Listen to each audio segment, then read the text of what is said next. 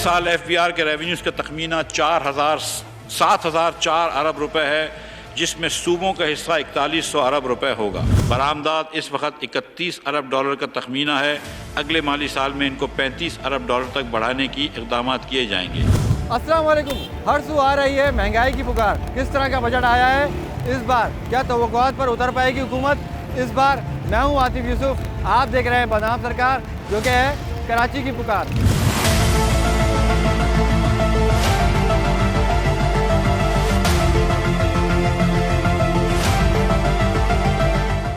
अस्सलाम वालेकुम। क्या हाल है भाई, खैरियत से?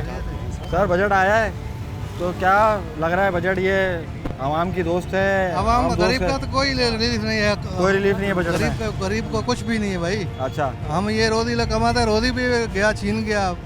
कोई रोजगार बिल्कुल पूरा नहीं हो पा रहा। कहाँ से पूरा हो रहा है भाई? रोजगार है भी नहीं, पूरा कहाँ होगा? अगर अभी मैं माजूर हूँ, मैं रिक्शा चला रहा हूँ। अच्छी बात है, हलाल रोजगार कमा रहे हैं। पहले बोलता है इमरान खान तो गया। जी हाँ, समझी। अब हुकूमत ने वादे किए थे कि आएंगे तो हम सस्ते करेंगे, पर सस्ता ही तो किया है। नहीं सस्ता हुआ कुछ भी नहीं है। हमारे को गोली मारे, कुछ भी नहीं होएगा। खुदा हाफिज़। मशवरा है जी जी। ये बोलते हैं आवाम का इम्तहान है, आवाम के लिए कड़े फैसले करना है, इम्तहान है। इस इम्तहान को यानी कि जो गुजारना मुश्किल वक्त है, इसमें से गुजरना है। तो मेरा एक मशवरा हुकूमत को ये है कि इम्तहान आवाम के ऊपर क्यों डाला जा रहा है? भाई गवर्नमेंट ये क्या कहते हैं, फौजी हैं जो तनख्वाह ले रहे हैं, उनमें से परसेंटेज काटो। जो गवर्नमेंट की अफसरान है उनमें से काटो। सियासतदानों की तनख्वाहों में से परसेंटेज काटो। आवाम के ऊपर बोझ क्यों डाल लो?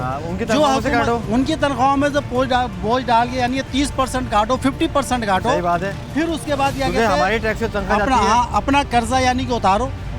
अब तुम कहते हो आवाम के ऊपर बोझ आ रहा है, आवाम का इम्तहान है, आवाम को थोड़ा सा सब्र करना पड़ेगा। ये तो समझ में आने, सारे इम्तिहान हमारे लिए। हाँ, सारे इम्तिहान आवाम के लिए हैं। और भाई तुम बिजली के बिल में टैक्स लगा दिया तो भाई फौज के काटो के कर्जा उतारो, या अपने सियासतदानों के काटो।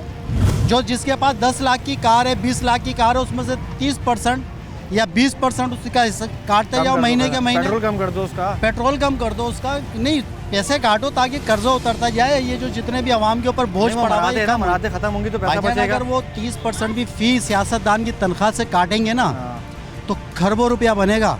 सही कह रहे हैं, जबरदस्त बात की है कि बाकी में ये जो मराते हैं ये सिर्फ सियासतदान के लिए हैं। बात नहीं निकाली है, ये सिर्फ अभी मैं ही बोल रहा हूँ। हाँ बोल रहे आप, जबरदस्त आदमी हैं सर। और कि अगर ये फीस फौजी से 30% नहीं 20% तनख्वाह में से काटिए, 50% बढ़ा रहे हैं ना, यही अगर क्या कहते हैं खजाने में डालें तो आवाम को कितनी बचत होगी, मुल्क कितना तरक्की करेगा। लड़ रही है दाल के लिए, भाई क्या करे अभी, आटे के लिए। तो ये इम्तहान ये बहुत सारा आवाम के ऊपर डालें, अपने ऊपर तो डाल नहीं रहे। अपने ऊपर डालेंगे तो जब इनको पता चलेगा, ये कम से कम हर उसको जो बड़ी गाड़ी में क्या है, लोड शेडिंग, बिजली का बिल। हाँ, क्योंकि भाई मुल्क के हालात खराब है, तो भाई तुम्हारे हालात खराब होने चाहिए, अपनी तनख्वाह में से काटो ना। हाँ भाई मैं वजीर आज़म हूँ, मैं भी इस इम्तहान में आपके साथ हूँ। मेरी तनख्वाह का 50% हिस्सा जो है ना कौमी खजाने में जाएगा। ज़बरदस्त बात की है। आपको अपना यूट्यूब चैनल बनाना चाहिए और उस पर ना ये बातें करनी चाहिए। आप हेटो डॉलर्स में कमाओगे आप। अच्छा, थैंक यू सर। नहीं, बात बिल्कुल सही की है भाई ने, मजाक के तौर पर मैंने को ये बोला है। नहीं सच्ची बात की है, लेकिन न्यूट्रल बात की, मैं किसी की बुराई नहीं अच्छी बात की, आवाम की बात की आपने। बिल्कुल सही कहा कि आवाम की सारा बोझ आवाम के ऊपर आता है, हुकूमत के ऊपर कुछ नहीं आता। जो हुकूमत के जितने भी मुलाजिम हैं, जितने भी हमारे पॉलिटिशियंस हैं, मिनिस्टर्स हैं, वो उनकी तनख्वाही नहीं कटती, उनके मुलाज में कोई कमी नहीं आती। आवाम के ऊपर सारा बोझ होता है, लोड शेडिंग का, बिजली के बिल का और दीगर चीज़ों का। आए और लोगों से ही बातचीत करते हैं।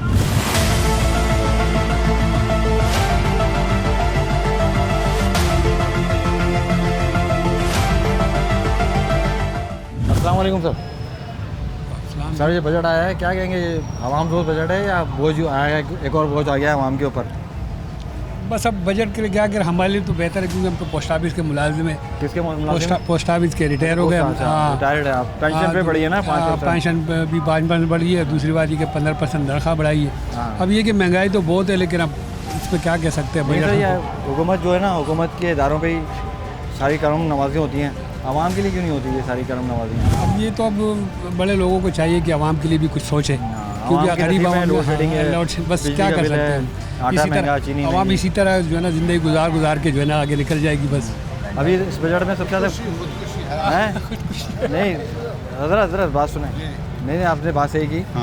क्या कहेंगे ये जो बजट आया हुआ है, ये जो बजट आया है, हर आदमी परेशान है। ये पंखा लेके घूम रहे हैं हाथ में। पंखा 40 का भी नहीं बिक रहा, जबकि 40 का लिया हुआ है। हाँ। नो प्रॉफिट, नहीं बिक रहा, क्या करें। वैसे तो है ही परेशान और मज़ीद परेशान हो गए। सही।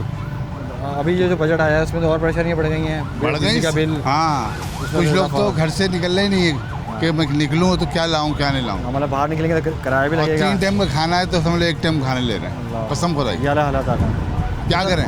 सारे इम्तिहान आवाम के लिए हैं, आवाम के लिए, गरीब के लिए और किसके लिए। मतलब जो हुकूमती नुमाइंदे हैं हाँ। उन पर कोई कमी नहीं आ रही। कोई कमी नहीं आ रही, वो तो खुशहाल हैं और खुशहाल हो जाएंगे। किराया बढ़ रहा है कितना मुश्किल से, पेट्रोल पे 30 जी रुपये, हाँ। तो वो एक बंदे से 10-20 रुपये बढ़ा दे रहे हैं। बसों के जो किराया और उनका फ़ायदा ज़्यादा है, हमारा नुकसान ज़्यादा है। बात बात है, यहाँ आमदनी नहीं है, आप जैसे बता रहे हैं। अभी 60-70 रुपये लिए हैं 7 नंबर से यहाँ तक, और कारोबार बता रहे हैं नहीं। खाली किराए में 200 रुपये लग गए, जाना भी 200-500 रुपये किराए के लाल, कारोबार कुछ भी नहीं। बाबा बजट आया है, बजट। हाँ, बजट आया है। मैं पैदा हुआ ना, मेरा बाप ने पहले बोला था बेटा बजट आने वाला है। बजट आने वाला है, समझ गए ना। हाँ, तैयार रहना। तैयार रहना। अब कब्र में भी जा रहा हूँ ना, हाँ। तो बच्चे बोल रहे पापा बजट आने वाला है। समझे। आते भी बजट, जाते भी बजट। आते भी बजट, जाते भी बजट। क्या होगा, देखो, क्या होगा आवाम का, भाई, क्या होगा। आवाम का कुछ भी नहीं होगा। आवाम पिछाती रहेगी, मरती रहेगी, जब तक चूड़ियाँ नहीं उतारेगी ना तब तक। ये बात आपने ज़बरदस्त बोली है, जब तक चूड़ियाँ नहीं उतारेंगी ना आवाम जब रोड पे नहीं आएगी। जब तक चूड़ियाँ नहीं उतारेगी ना तब तक ये है ना तो पिछाती रहेगी। समझ गए। कोरोना आया था, हाँ, हाँ, तो कैसा 2 महीने 3 महीने घर में बैठ गई थी। अब बाहर निकलना है। अब इसको बोलना है कि ये समझ लो कि कोरोना आया है तो तुम बाहर निकल जाओ। दूसरा कोरोना है, समझ, ये दूसरा कोरोना है। अभी देखें बिजली के बिल पे टैक्स बढ़ गया, खाने पीने की चीज़ों पे महंगाई हो गई। 2 रुपये के अंदर लेटरिन में जाते थे, आज वहाँ 10 रुपये हो गए, तो फिर खाने पीने के आइटम का छोड़ो, ये बताओ सबको कि 2 रुपये लेटरिन के थे, आज 10 रुपये हो गए। उसमें भी टकोर मारता है, जल्दी करो। समझ गए। जबरदस्त। और 1 लोटा पानी इस्तेमाल करना, 2 नहीं करना, वरना भी 15 रुपये हो जाएंगे। हाँ, वरना 15 रुपये हो जाएंगे। ये देना आप, समझ गए ना। तो आवाम को पता चले कि हाँ वाकई में कोई बंदे है। लेकिन जो काम करो ईमानदारी से करोगे तो तुम्हारे जेब में बरकत होगी। इस दौर बाबा एक चीज़ है, आपने इतनी बताया कि बचपन में पैदा हुए थे, बजट आया, अब जा रहे हैं, अल्लाह आपको ज़िंदगी सेहत दे, तो बजट है। बेशक सबका ऐसा। तो इतना बजट देखें तो आवाम के ऊपर गिरता है, हुकूमत क्यों नहीं करती है अपना हाथ खींचे ना, कि मतलब तनख्वाहों में कमी लाए, पेट्रोल जो मराते मिलती है ना हमारे मिनिस्टरों को, उनमें कमी लाए, उस पर कोई कमी नहीं आती, आवाम के ऊपर आता है सारा। ये बजट हमारे पे आ रहा है ना, ये उसके लिए नहीं आ रहा, खुद हुक्मरान के लिए हमारे पे बजट आ रहा है। अच्छा। क्योंकि उनको हर चीज़ की ज़रूरत फ्री में मिलती है, तो वो हमारे से निकालेंगे। अच्छा, हम पिसेंगे तो तेल निकलेगा। हाँ, हम पिसाएंगे ना तो इनके वहाँ तेल का डब्बा जाए। जैसे वो कोलू वाला है ना। हम कोलू वाले, हम कोलू वाले।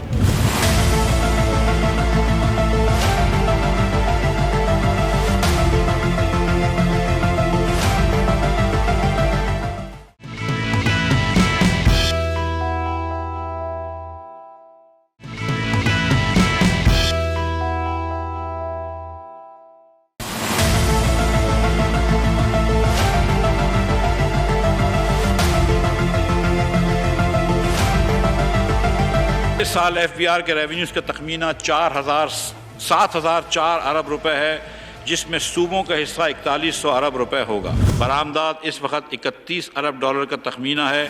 अगले माली साल में इनको 35 अरब डॉलर तक बढ़ाने की इक़दाम किए जाएंगे। Welcome back. जैसे कि आवाम से भी हमने जाना कि आवाम के ऊपर जो बजट है वो किस तरह के है, क्या आवाम दोस्त है कि नहीं है, इसी चीज़ को जानने के लिए और आसान चीज़ों को समझने के लिए हम आए हैं FCCI, और हमारे साथ तर्जुमान हैं शबीर मंशा साहब। अस्सलाम वालेकुम।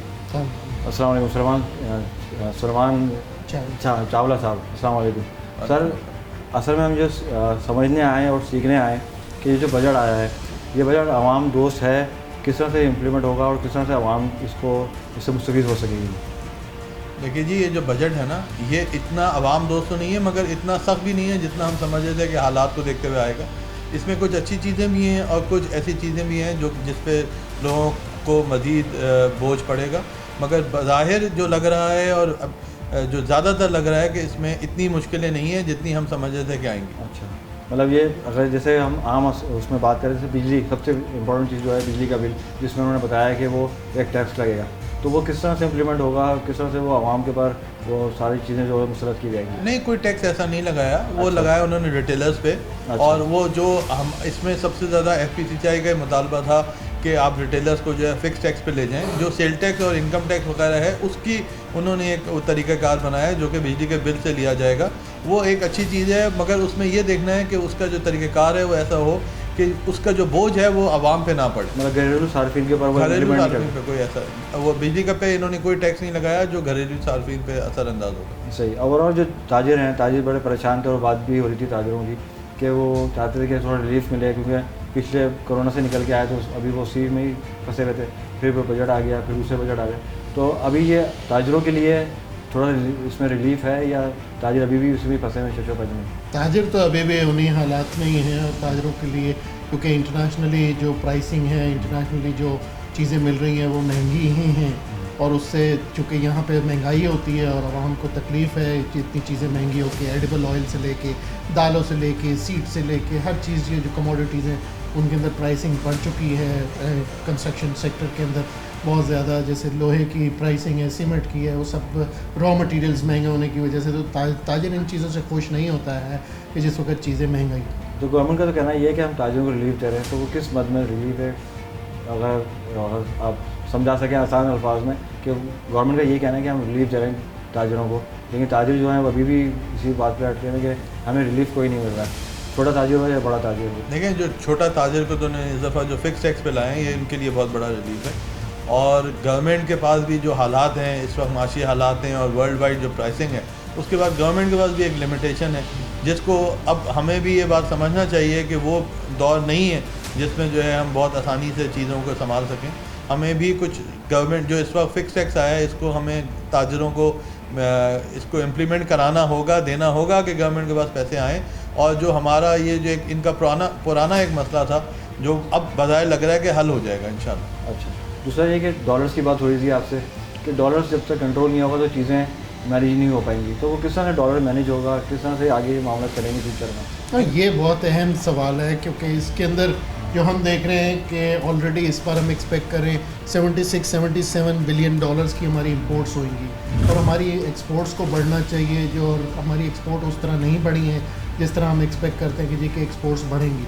और इस हिसाब से अगर कंटिन्यू करता है कुछ अरसे के लिए, जो इस वक्त डॉलर की ऑयल की प्राइसेस $120 से ज़्यादा हैं, $123 के लगभग, तो अगर यही सस्टेन करता है या इसके करीब करीब भी सस्टेन करता है तो ये इंपोर्ट का बिल इतना डिफरेंस कर देगा, क्योंकि लास्ट ईयर का जो इंपोर्ट का बिल था उसमें $40, $50, $60 से लेके इस वक्त की प्राइसिंग $120 से प्लस है। तो अगर यही चीज़ सस्टेन करती है तो ये बड़ी मुश्किलात का सबब बनेगी कि डॉलर की मैनेजमेंट किस तरह से होगी। डॉलर मैनेज होगा तो सारी चीज़ें जो हैं वो बाय द टाइम सही होती रहेंगी। जी, करंट अकाउंट में जो हमारे पास डॉलर की शॉर्टेज है ये एक सीरियस कंसर्न है।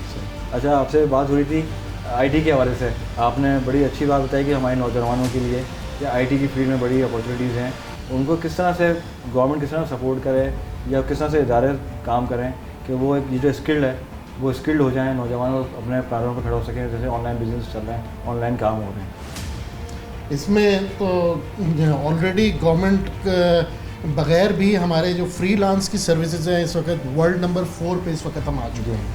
चूँकि वर्ल्ड नंबर 4 हम आ चुके हैं, इसमें गवर्नमेंट की फ्रीलांस में ऐसा डायरेक्ट कोई सरपरस्ती नहीं है। और अगर यही चीज़ को गवर्नमेंट ओन कर ले और हमारे कम से कम कुछ नहीं जो हमारे नौजवान हैं उनको अगर ट्रेन करे, क्योंकि ट्रेन करने के लिए बहुत लंबा टाइम नहीं चाहिए, बहुत बड़ी डिग्री का टाइम नहीं चाहिए, चंद महीनों में ये बच्चे ट्रेन हो सकते हैं। और अगर हम मिलियन प्लस बच्चे ट्रेन कर दें और सिर्फ IT रिलेटेड सर्विसेज, इसमें सिर्फ IT रिलेटेड सर्विसेज से मुराद प्रोग्रामिंग या सॉफ्टवेयर नहीं है, इससे उससे मुताल्लिका सर्विसेज हैं जो कि फ्रीलांस पे ऑलरेडी दी जा रही हैं। गूगल उसमें बहुत हेल्प कर सकता है या मुख्तलिफ इंस्टीट्यूशन से हेल्प कर सकते हैं, सर्टिफिकेशन ली जा सकती है, यूट्यूब के अंदर भी बहुत सारा इसका है। तो ये अगर इस चीज़ को इनकरेज किया जाए तो ये हमारे फॉरेन एक्सचेंज का भी प्रॉब्लम जो है ना उसको भी रिजॉल्व करने में एक बहुत बड़ा लीप होगा। और ये जो प्राइम मिनिस्टर ने लास्ट ईयर भी मतलब अभी कहा है कि जी के $15 बिलियन का एक्सपोर्ट का टारगेट आईटी का है, ये अचीवेबल है। वो हम समझते हैं कि अगर इस पर फुल फोकस कर दिया जाए और वॉर फुटिंग पे कर दिया जाए तो ये अचीव हो सकता है। नहीं, हमारे पास एग्जांपल है हमारे पड़ोसी मुल्क की कि उन्होंने आईटी की फील्ड में मतलब ज़बरदस्त काम किया और वो माशाल्लाह से आज। तो आप ये बताइएगा जैसे शबीर भाई ने बताया कि अगर हम आईटी पे काम करें तो किस तरह से काम करें सुलेमान साहब के जो हमारे जो यूथ है वो जो बेरोज़गारी की बात होती है, परेशानी की बात होती है, तो ये सारी चीज़ें ख़त्म हो जाएँ। देखें, इसमें बहुत कोई रॉकेट साइंस नहीं है। हमें अपने पड़ोसी मुल्क से देखना चाहिए जो कि 200 बिलियन में पहुंच चुका। उसने सबसे पहले, जो कि इस वक्त सबसे बड़ी अमेरिका में सिटी है सिलिकॉन वैली जिसको कहते हैं, वहाँ पे उन्होंने ऑफिस खोला था और वहाँ से इनको बिज़नेस इतना मिला। वहाँ पे उनके हर वक्त 3 ऑफिस मौजूद हैं। हमने आज तक वहाँ पे ऑफिस नहीं खोला। हमें वहाँ पे कोई हम ऑफिस बनाएं, अपने यहाँ पे इंक्यूबेशन सेंटर्स बनाएं और पाकिस्तान, और इसमें कोई इतना बड़े पैसे भी नहीं चाहिए कि, और उसकी वजह से जो है सारी हमें बहुत अच्छा फॉरेन एक्सचेंज आ सकता है।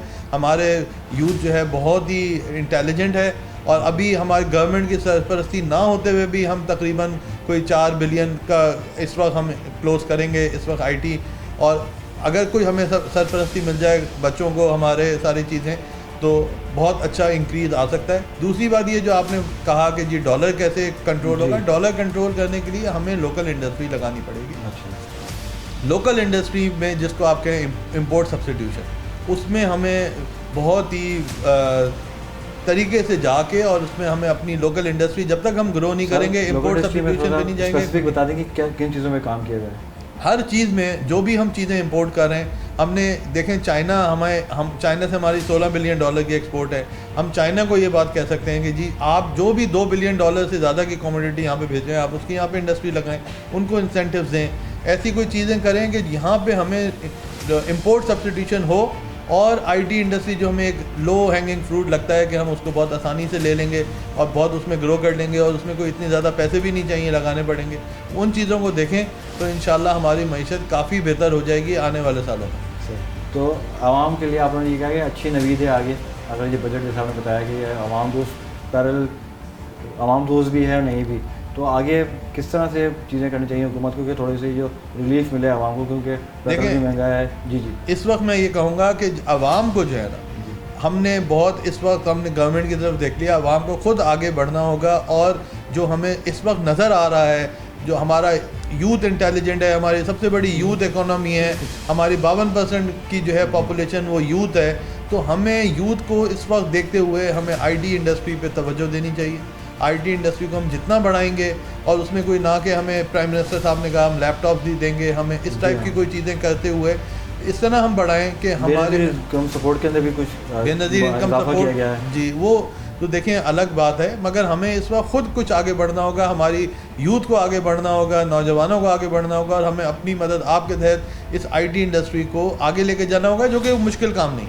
अगर कोई मुश्किल काम होना है, गवर्नमेंट की तरफ कोई सपोर्ट कर देखनी हो, तो हम कहें कि जी हमें ये इंडस्ट्री में आपको जगह भी चाहिए होती है, पानी भी चाहिए होता है, बिजली भी चाहिए होता है, फिर मशीन भी आती है, टाइम लगता है। ये कोई ऐसी चीज़ नहीं है, ये 4 महीने 5 महीने में आपका बच्चा ट्रेन हो जाएगा और अगले 6 महीने में या साल में आपको उसका रिजल्ट आना शुरू हो जाएगा। शबीर साहब क्या फरमाइएगा? मैं बिल्कुल सुलेमान साहब की बात को एंडोर्स करता हूँ कि इतने शॉर्ट पीरियड में इस वक्त लीप करने का हमारे पास चांस है। और सबसे इम्पॉर्टेंट बात ये, जैसे सुलेमान साहब ने की कि हमारी 52% पॉपुलेशन जो है वो अंडर 24 है, 60% पॉपुलेशन अंडर 40 है।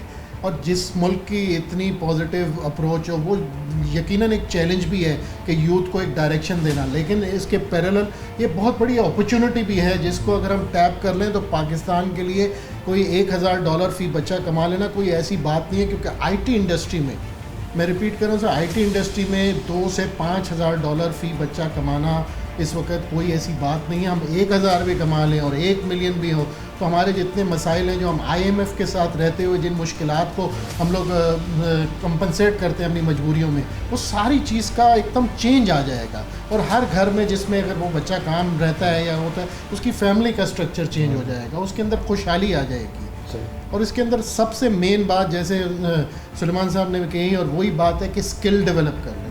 स्किल सिर्फ इसमें ही डेवलप ना करें। बिल्कुल, हाँ, बहुत सारी अपॉर्चुनिटीज़ हैं आपके, बहुत सारी फील्ड्स हैं जिस पर काम कर सकते हैं। बहुत शुक्रिया आपका, जैसे मौजूद मेहमानों ने फरमाया है कि गोल्डन अपॉर्चुनिटी है आईटी फील्ड में, और उसमें टाइम भी कम कंज्यूम होता है और जगह की भी ज़रूरत नहीं होती। तो हुकूमत से यही गुजारिश है कि खुदारा इस पर थोड़ा सा फोकस करें ताकि हमारे नौजवान जो बेरोज़गारी और महंगाई से लड़ रहे हैं उनको थोड़ा सा रिलीफ मिले।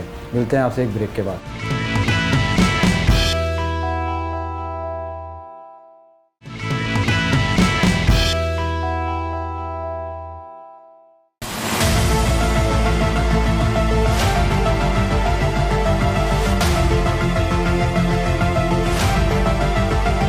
इस साल FBR के रेवेन्यूज़ का तखमीना 7,004 अरब रुपए है, जिसमें सूबों का हिस्सा 4100 अरब रुपए होगा। बरामदात इस वक्त 31 अरब डॉलर का तखमीना है। अगले माली साल में इनको 35 अरब डॉलर तक बढ़ाने की इक़दाम किए जाएंगे। अस्सलाम वालेकुम। वालेकुम सर बजट आया है जी, आने दो। वो तो हाँ आएगा ही, आने दो नहीं आ गया वो। तो उसमें क्या आवाम के लिए बेहतरी है? आवाम के लिए सर क्या क्या सेफ्टी है? जैसा ऊपर से महंगाई हो रही है, पब्लिक कर रही है महंगाई, कोई इसमें कोई वो नहीं है। जैसा आवाम के ऊपर ही बोझ आ रहा है सारा। हाँ, महंगी, ये खाने पीने की अशिया महंगी, सब हर चीज़ से आवाम पिस रही है, गरीब आदमी पिस रहा है। पैसे वालों को टेंशन नहीं है, गरीब आदमी को टेंशन है। पेट्रोल महंगा, पेट्रोल महंगा, सब्जी महंगी, आलू प्याज महंगा, क्या करे पब्लिक? हर चीज़ अब पब्लिक को 4 रुपये भी किलो होगा ना, वो महंगा लगेगा। हालत इस तरीके से होगा, कमाई नहीं है ना, कमाई नहीं है।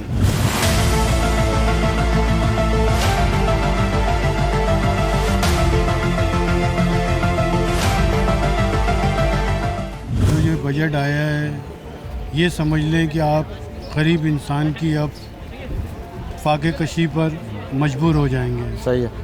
और ऐसे फाके कशी पे मजबूर हो जाएंगे जिसका कोई हल नहीं होगा। गवर्नमेंट को गरीब आवाम की फ़िक्र करनी चाहिए और आवाम की देखभाल करनी चाहिए।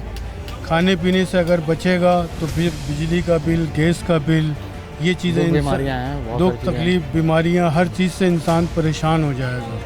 ठीक है, इंसान वक्त हालत अपने आप को गुजारना और अपने आप को देखना बहुत मुश्किल से मुश्किल तर हो गया है।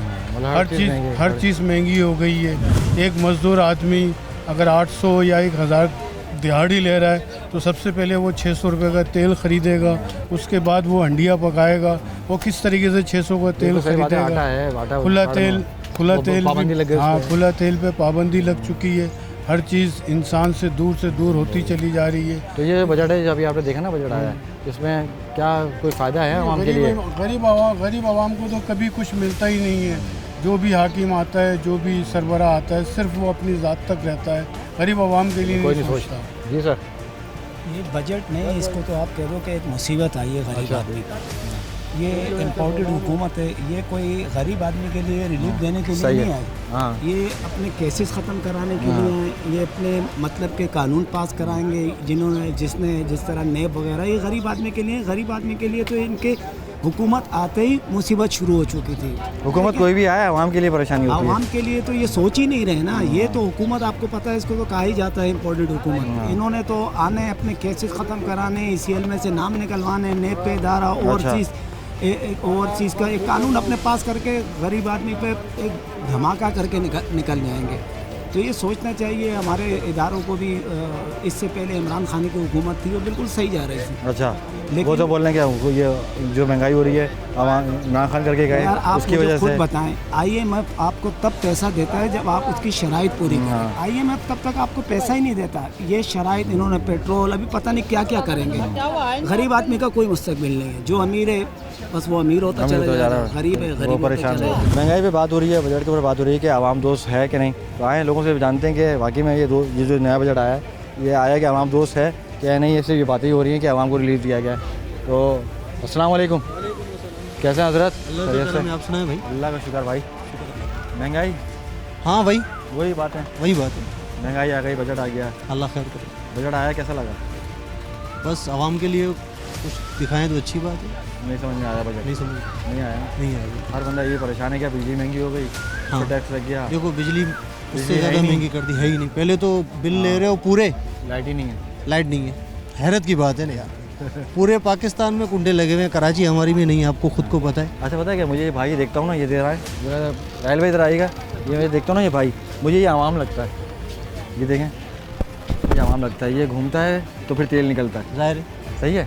हमारा भी ऐसे ही निकल रहा है। इतनी बात समझानी थी कि ये मुझे ये आवाम जो है ना ये भाई लगता है। हमारा भी ऐसे ही निकल रहा है, ऐसे ही निकल रहा है, ऐसे बहाने से निकाल रहे हैं, कभी किसी बहाने से, कभी किसी बहाने से, कभी कोई झूठ, कभी कोई झूठ, कोई लॉलीपॉप कुछ भी दे देते हैं, कुछ भी दे देते हैं। फ्लेवर ऐसा कर देंगे कि हम जो है ना कि तुम्हें रिलीफ दे देंगे, नाम का कागजों में होगा कुछ भी नहीं। तो हमारा कराची जितने भी इम्तिहान आते हैं ना आवाम के लिए आते हैं कि इम्तिहान, तो ये जो सियासी लोग होते हैं और ये जो सरकारी मुलाजिम होते हैं इन पे कोई इम्तिहान नहीं आता। फर्क पड़ेगा किस चीज़ का? इनका ना पेट्रोल बंद होता, मुझे बताओ। उनको पेट्रोल फ्री का, वही तो बता रहा हूँ, उनकी मरातें फ्री की, उनके घर फ्री के, सरकारी घरों में रहेंगे, उसमें कोई कमी नहीं आती, कोई कमी नहीं। उसमें मजीद बढ़ेंगे। आज भी देखो ना 10% आपने उनका बढ़ाया ना, पेंशन बढ़ गई, पेंशन बढ़ गई। उनको क्या परवाह है यार?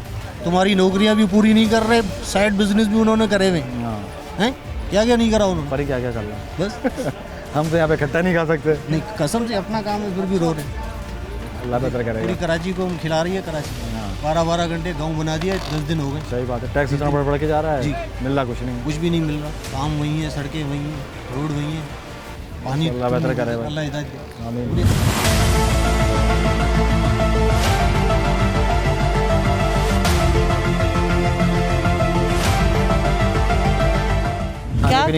क्या करें मजबूरी है, ज़ाहिर है।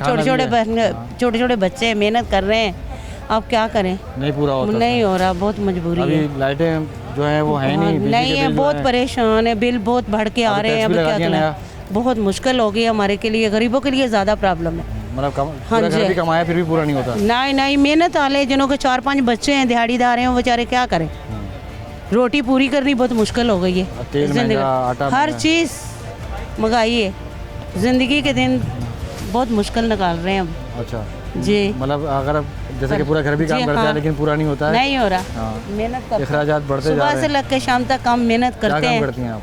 मैं तो इधर करती हूँ, मरीज पे करती हूँ। अच्छा, हॉस्पिटल वगैरह के अंदर काम? हाँ, लेकिन वो भी नहीं पूरा पड़ता, 6-7 बच्चे हैं। तो अभी हुकूमत ने बोला ना जो बजट आया है ये आवाम के लिए है, आवाम के लिए आसानी है, तो कोई आसानी नहीं, कोई आसानी नहीं, मुश्किल है, सारे परेशान है, सारे इस मुल्क में परेशानी है। घंटे अभी लोड शेडिंग कितने घंटे हो रही है आपके? जी, लोड शेडिंग कितने घंटे हो रही है? घंटा 1.5 घंटा 2 घंटे होते ही। कितने दिन में कितनी दफ़ा जाती है? 3-4 दफ़ा। 3-4 दफ़ा? हाँ जी। तो ये तो कहते हैं 3-3.5 घंटे की लोड शेडिंग होगी, यहाँ तो लोग बोले 8-8 घंटे लाइट नहीं है। हाँ, ये बहुत मुश्किल है, बहुत मुश्किल है, बहुत ज़्यादा परेशान है, मतलब आवाम हर तरीके से परेशान हुई है, चाहे लोड शेडिंग हो, महंगाई हो, बेरोजगारी हो।